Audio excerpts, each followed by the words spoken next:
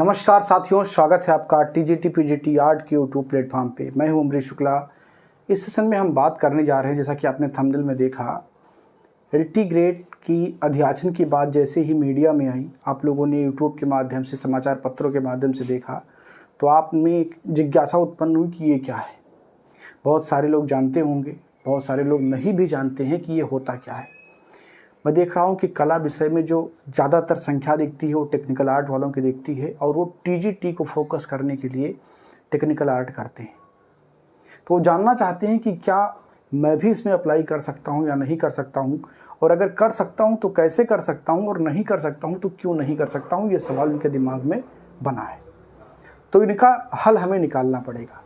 इस सेशन में आप अगर आखिरी तक रहेंगे तो निश्चित तौर पर आप कन्विंस हो जाएंगे कि आपकी क्या स्थिति एलटी ग्रेड में रह सकती है, और उसको कैसे कंपेयर करते हैं टीजीटी के साथ में, उससे संबंधित कोड के विवाद क्या हैं, और इसके साथ ही साथ जो हमारे बीएफए के साथी हैं, बैचलर ऑफ फाइन आर्ट के, उनकी योग्यता को लेकर के क्या होगा, क्या उनकी योग्यता इस बार मानी जाएगी एलटी में या नहीं मानी जाएगी।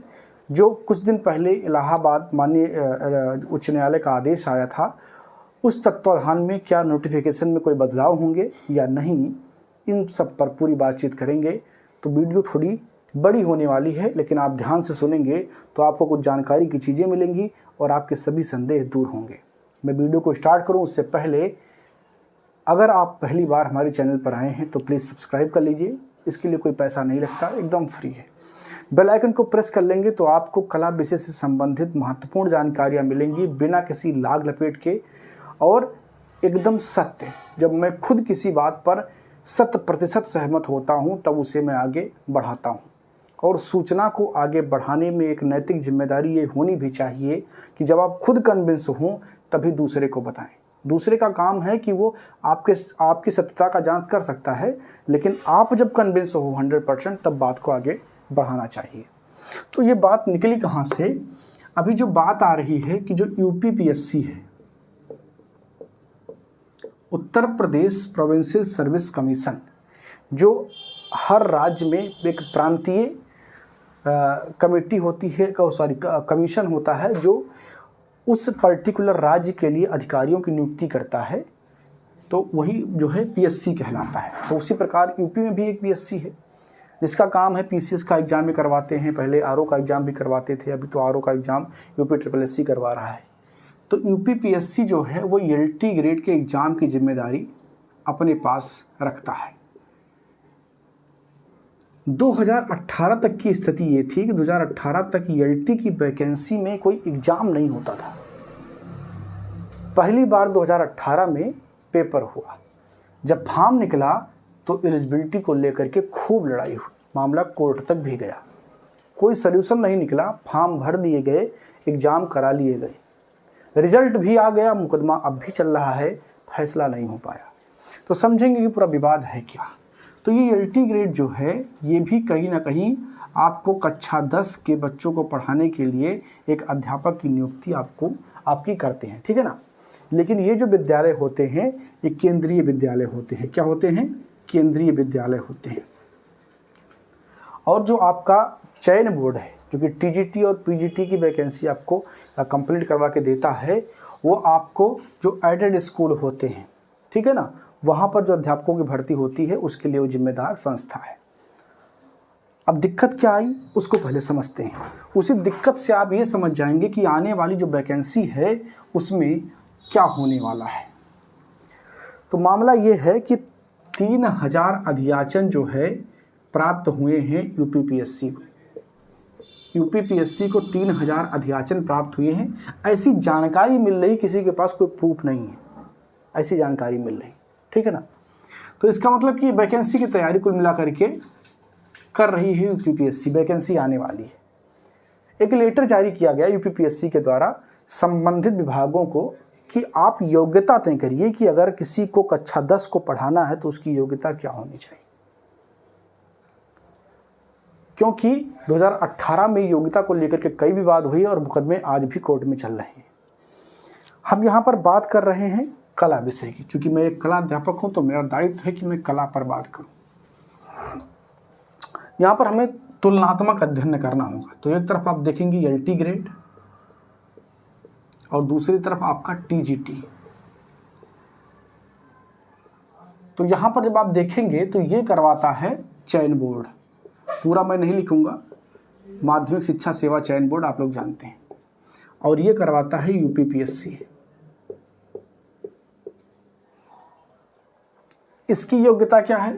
ग्रेजुएशन प्लस टेक्निकल आर्ट या बीए ड्राइंग एंड पेंटिंग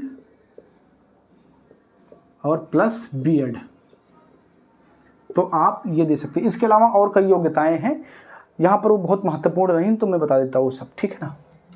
यहाँ पर क्या है कि बीए ड्राइंग एंड पेंटिंग और प्लस बीएड, ये मैं स्थिति बता रहा हूँ 2018 वाली स्थिति। जब 2018 में फॉर्म आया था तो ये लिख करके इसमें आया था, और ये चल रहा है अनवरत, आज भी यही योग्यता मानी जाती है।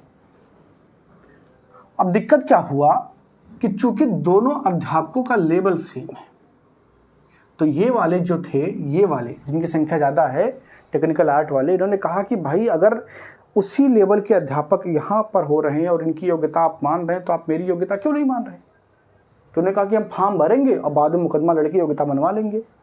तो हुआ क्या कि फॉर्म उन्होंने भर दिया, एग्ज़ाम भी दे दिया। अब एग्ज़ाम में कंडीशन ये हुआ कि मात्र 35% स्टूडेंट ही उपस्थित हो पाए। अब ये 35% उपस्थित हुए तो सीटें फुल नहीं हुई। जब सीट फुल होते हुए आयोग ने नहीं देखा तो उन्होंने कट ऑफ लगा दिया। क्या लगा दिया? कट ऑफ लगा दिया।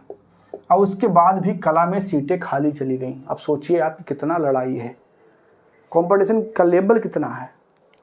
आप देखिए 2021 का जो वैकेंसी टीजीटी पीजीटी का था उसमें तो जो है 110 जनरल कट ऑफ था टीजीटी का, और एलटी ग्रेड 2018 में सीटें खाली चली गई कला में, कोई योग्य मिला ही नहीं इनको। तो विवाद ये था कि टेक्निकल आर्ट को उसमें लिया जाए कि नहीं लिया जाए, और विवाद सिर्फ इनका नहीं था, विवाद में एक और लोग थे, वो हैं बीएफए वाले, बैचलर ऑफ फाइन आर्ट। कला की सबसे अच्छी डिग्रियों में से एक है बैचलर ऑफ फाइन आर्ट, अधिकतर जगह पर मानी जाती है, और ये एक ऐसी डिग्री जिसको हर जगह माना भी जाना चाहिए। यही हैं जो वास्तविक कलाकार हैं, चित्र वगैरह बनाते हैं।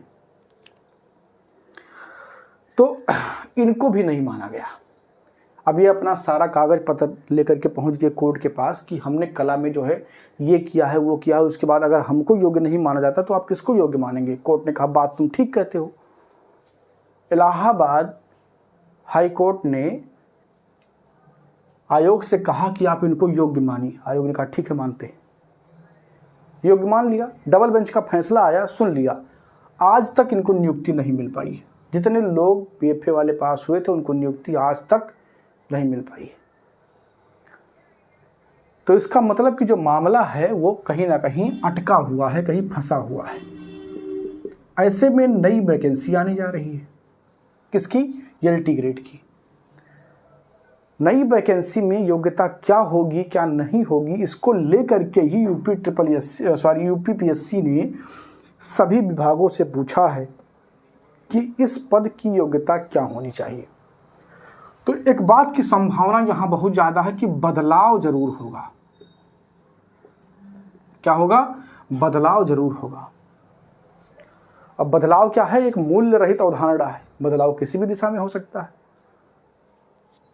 लेकिन मैं ये कतई नहीं कह रहा हूं कि टेक्निकल आर्ट वालों को मौका मिल ही जाएगा या बीएफए वालों को मौका मिल ही जाएगा, लेकिन बदलाव जरूर होगा वास्तविक स्थिति से। और अगर बदलाव होगा तो इस बात की संभावना 50% ये है कि टेक्निकल आर्ट, और 85% ये उम्मीद है, या मैं तो कहता हूं कि 90 से 95% ये उम्मीद है कि बीएफए वालों की डिग्री को इस बार नोटिफिकेशन में ही मान्यता दे दिया जाएगा।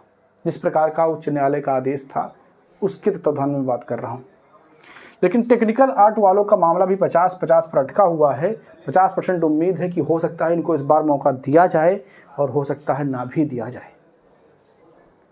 अब यहाँ पर आपके जहन में एक सवाल होगा कि सर आप अंधेरे में छोड़ रहे हैं हमको बताइए कि फॉर्म आएगा तो हमको भरना है कि नहीं भरना है, हम क्या करेंगे? छोड़ देंगे कि नहीं जो है कोर्ट का इंतज़ार करेंगे? देखिए कोर्ट का अगर आप इंतज़ार करेंगे तो इंतज़ार करते रह जाएंगे। मैं आपको सलाह दूंगा, अगर एलटी ग्रेड का फॉर्म आ जाता है और तब तक कोई स्पष्टीकरण नहीं होता, नोटिफिकेशन में भी स्पष्टीकरण नहीं होता है, तो क्या आपको फॉर्म भरना चाहिए कि नहीं भरना चाहिए? मैं कहता हूं कि फॉर्म आपको भरना चाहिए। ठीक है ना। अगर एलटी ग्रेड का फॉर्म आता है, कला विषय के पद आएंगे ही आएंगे, तो उसमें निश्चित तौर पर अगर आपका योग्यता मान लिया जाता है तब तो आप भरेंगे धड़ल्ले से पूरे भौकाल के साथ, है कौन रोकेगा हमको, बहुत मारेंगे, हमको परमिशन मिल गया है। लेकिन अगर योग्यता नहीं मानी जाती है तो भी आप लोग अप्लाई करिए, मामला न्यायालय के अधीन है, फैसला कुछ भी हो सकता है। तो जो लोग फॉर्म अप्लाई किए रहेंगे, जो एग्ज़ाम दिए रहेंगे, उन्हीं पर ना कोई बात होगी, और जब पहले से ही डर जाएंगे अरे नहीं कुछ नहीं होगा, उनका कोई फ़ायदा नहीं। मैंने समझा कि सबको फॉर्म भरना है। अगर योग्यता लिख के आती है बहुत अच्छी बात है, नहीं लिख के आती फिर भी फॉर्म भरना और उससे छोड़ देना, क्योंकि इसमें एक चीज़ आपका फ़ायदा होगा। अगर आप पढ़ाई करते हैं, तैयारी करते हैं, तो आपका विषय मजबूत होगा। चयन बोर्ड की जो टीजीटी होती है उसमें आपको देने को मौका मिलता ही है। तो टेक्निकल आर्ट वालों आप लोग भी एलटी ग्रेड का फॉर्म ज़रूर भरना। अब थोड़ा सा बात कर लेते हैं कि इसमें क्या होता है, कैसे एग्ज़ाम होता है, उसका पैटर्न थोड़ा सा देख लेते हैं। तो जो एलटी ग्रेड का एग्ज़ाम होता है कला का, इसमें आप देखेंगे कि आपको कला का इतिहास इसमें आपसे पूछा जाता है, जैसे कि आप टीजीटी में देखते हैं, और इसके साथ साथ में सामान्य अध्ययन के भी सवाल आते हैं,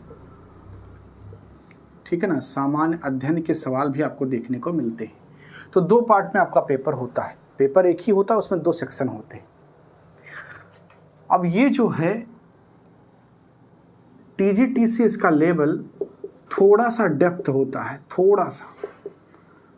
और अगर इस तरीके से कहें कि अगर टीजीटी की तैयारी में आप पूरी की पूरी कला की थ्योरी को पढ़ रहे हैं, अगर आप पूरी कला की थ्योरी को पढ़ रहे हैं, तो ये कला इतिहास वाला जो पार्ट है एलटी ग्रेड के लिए आप बहुत ही आसानी से हल कर सकते हैं, कोई दिक्कत नहीं। यहाँ पर ध्यान बशर्ते ये देना है कि जो वेस्टर्न आर्ट वाला पार्ट है, जो पश्चिमी कला वाला पार्ट है, वो बहुत इम्पॉर्टेंट है।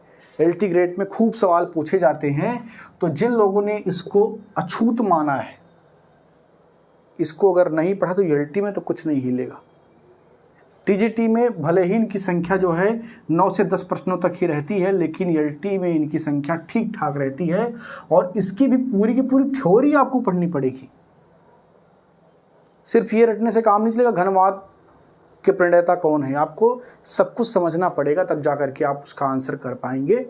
तो इसलिए पूरी की पूरी थ्योरी आपको पढ़नी पड़ेगी, और उसके साथ साथ सामान्य अध्ययन, ठीक है ना। सामान्य अध्ययन कोई बहुत टफ नहीं आता है आपका, 30 प्रश्न इसमें आते हैं, जिसमें मोस्टली प्रश्न जो है आपके करंट अफेयर से होते हैं, जो कि एग्ज़ाम के 6 महीने पहले का डेटा आप लोग याद कर लेंगे किसी मैगजीन को लेकर के, तो आपका काम चल जाएगा। थोड़ा बहुत पॉलिटी के क्वेश्चन आते हैं, ठीक है, थोड़ा बहुत पॉलिटी के क्वेश्चन आते हैं, और कुछ सामान्य जनरल नॉलेज के क्वेश्चन आते हैं जिनको बहुत ही सिंपली हैंडल किया जा सकता है। मैं उसको अपने बैच में पढ़ाता भी हूँ। अब यहाँ पर मैं आपको बता दूँ कि अगर आपको कला एलटी ग्रेड की तैयारी करनी है तो आपको कला की थ्योरी पूरी पढ़नी पड़ेगी, और अगर थ्योरी पूरी पढ़नी है तो मैंने 4 अप्रैल से अभी एक नया बैच स्टार्ट किया है। इस बैच को आप ज्वाइन कर सकते हैं, और इस बैच को ज्वाइन करने के लिए आप मुझे फ़ोन कर सकते हैं मेरे फ़ोन नंबर पर 9616 82 76 46 पर। ये मेरा फ़ोन नंबर है, और ये मेरा व्हाट्सएप नंबर भी है। आप मुझे व्हाट्सएप भी कर सकते हैं, आप मुझे फ़ोन भी कर सकते हैं। इसके अलावा अगर आपने पहले से तैयारी कर रखी है, आप सिर्फ मेरा नोट्स चाहते हैं, तो भी आप मुझे फ़ोन कर सकते हैं। आपको नोट्स की हार्ड कॉपी भी मिल जाएगी और उसकी सॉफ्ट कॉपी भी मिल जाएगी। इसके अलावा यदि आपकी तैयारी बहुत बढ़िया है, नोट्स भी आपके पास ठीक ठाक हैं, और आप अपनी स्थिति को जांचना चाहते हैं, तो आप हमारा टेस्ट बैच भी ज्वाइन कर सकते हैं। इसमें आपको 150 प्लस स्टूडेंट मिलेंगे जिनकी तैयारी बहुत बेहतरीन है, बहुत बेहतरीन। वो आपको कंपटीशन देंगे। तो आइए इनके साथ अपनी स्थिति का जायज़ा लीजिए, और टेस्ट ज्वाइन करने के लिए भी आपको फ़ोन ही करना होगा मेरे इस नंबर पर 9616 82 76 46 पर। तो जो भी प्रकार आपके हिसाब से फिट बैठता है, अगर आपकी तैयारी अभी वीक है, कमज़ोर है, आपने सिर्फ चंद क्वेश्चन रट लिए हैं, आपको किसी ने भ्रमित कर दिया कि इससे सिलेक्शन हो जाएगा, तो उससे नहीं होगा। पूरी की पूरी कला थ्योरी आपको पढ़नी पड़ेगी। तो आप पेड बैच ज्वाइन कर सकते हैं। अगर आपको लगता है कि आप नोट्स पढ़ के काम चला सकते हैं, तो आप नोट्स भी आपको मिल जाएगा। इसके अलावा यदि आप टेस्ट ज्वाइन करना चाहते हैं तो वो भी आपको मिल जाएगा, ठीक है ना। तो चलिए अगले किसी सेमिनार में मिलते हैं, किसी सेशन में मिलते हैं, और किसी अन्य मुद्दे पर बातचीत करेंगे। उम्मीद करता हूं कि ये पूरी बात आपको समझ में आई होगी। इसके अलावा भी यदि कोई प्रश्न आपके बचे रह गए होंगे तो उसे प्लीज़ आप लोग कमेंट बॉक्स में लिख देना कि सर इस पर वीडियो बनाइए, इस पर बात करिए, तो मैं निश्चित तौर पर उस पर भी बात करूँगा। आपके सभी संशयों का उसका हल निकालने का मैं प्रयास करूँगा, ठीक है ना। तो फिर आखिरी में वही बात कि अगर आप चैनल पर पहली बार आए हैं तो प्लीज़ वीडियो को लाइक करिए, शेयर करिए और सब्सक्राइब करिए, बेल आइकन को प्रेस करिए ताकि कोई भी नोटिफिकेशन आपसे मिस ना हो।